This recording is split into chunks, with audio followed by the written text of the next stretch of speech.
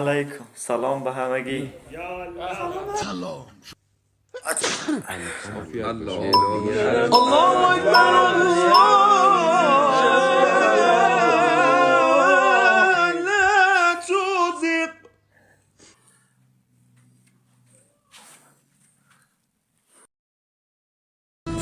سلام علیکم برادر. سلام علیکم. خوب هستی؟ سلامتی بخیر. سلامتی بخیر هستی؟ برادر اینجا خانه کرایی سراغ نداری؟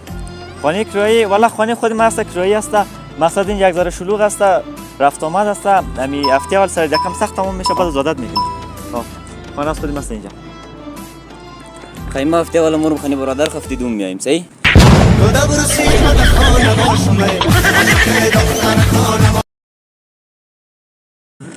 والا بچهش رضا جان در آینده میخوایی چی شوی؟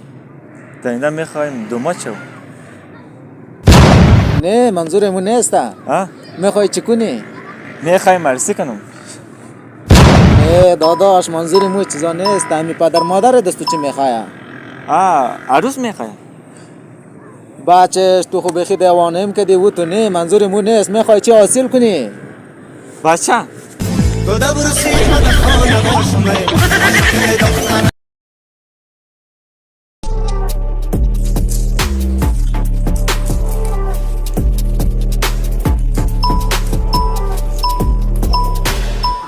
یکم صبر کن، یکم طاقت بیار، شاید درست شد.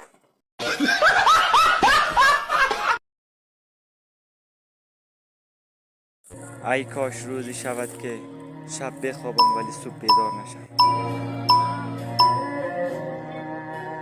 ظهر بیدار شم.